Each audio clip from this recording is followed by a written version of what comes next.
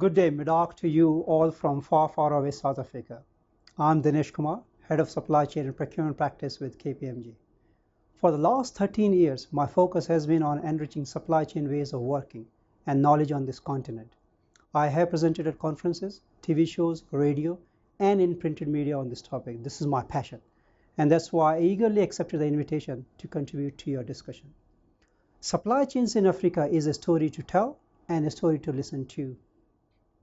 With 54 countries, more than 30 million square kilometers of land, and more than 1 billion people, Africa is a land of opportunity. In the last 10 to 15 years, a lot of corporates have expanded their footprint into Africa.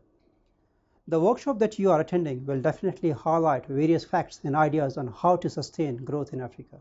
Let me focus on three key areas that may assist in having further discussions and deeper discussions on this topic, namely supply chain maturity, strategy, and a few success stories to elaborate more.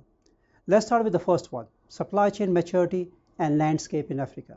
In a simple classification, we define supply chain maturity in three modes: survival, optimized, and sustainable.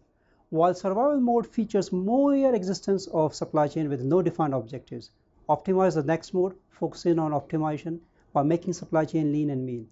The last mode, sustainable, highlights the requirement of long-term gains by making supply chain risk-proof. Now, the supply chains in Africa are quite scatterly plotted across these three modes, with major skewness towards survival state.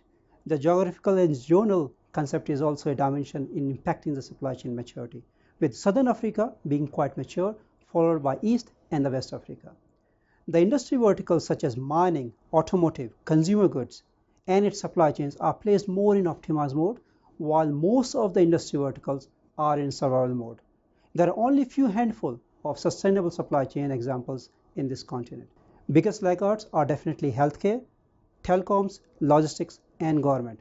The areas lacking in maturity are use of technology, skills, compliance, connectivity, track and trace, and timeliness. Now, in order to solve and tackle this diverse and laggard supply chain maturity issue, one needs to have a strong design and the execution strategy for a successful supply chain in Africa. There are 5 pillars one needs to focus on. First pillar is growth across the 5 economic zones in Africa, which is most prominent in EAC, followed by SADC. The second pillar is maturity. I have spoken a lot about this one, which is strong in SADC and EAC. The next 2 pillars, technology and skills, are also similarly linked. The last pillar, compliance, which is an issue in all the economic zones on that side. For new strategy and fully outsourced supply chains, outsourced planning capabilities, logistics services, sourcing, making its way into Africa, though in pockets. There are also aspects of low use of technologies and skills that needs to keep in mind when you want to establish supply chains in this continent. One needs to execute slowly by either entering into alliance or by doing a pilot project before embarking on a big bang establishment in this continent. On the brighter side, I'll mention that there are cases where we had successfully set up an optimized supply chain as well. One is from Zambia. In order to optimize its supply chain network, the logistics performance indicators were not readily available in this country. We had to travel most of the roads to collect these indicators in order to consolidate a pool of 60 different transport forwarders for this client. The lesson learned, a very, very basic approach is somehow required to know your supply chain.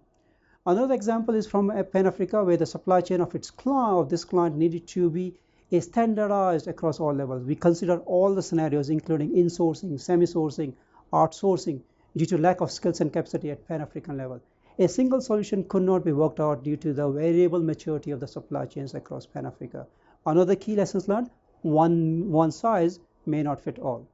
Another very interesting example that I would like to share with you is from a mining company. They wanted to set up this distribution supply chain in Africa.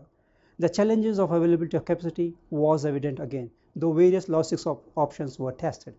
The aspect of taxes, direct taxes, indirect, corporate, dividend, which is quite complex to comprehend, was also analyzed. We also include sustainability focus on socio-economic and legal matters as well. Additional benefits such as taxes and sustainability are sometimes more deciding factors in expanding your supply chains into Africa. In short summary, Africa's story depends on which lens you want to choose to look at it. Africa has its challenges, and also at the same time, it's a land of tremendous opportunity as well. I wish you a great learning and networking experience at this forum. I hope I've enticed your interest further into Africa, and I look forward to seeing some of you or most of you in near future on this side of the globe as well. Good day, Doc.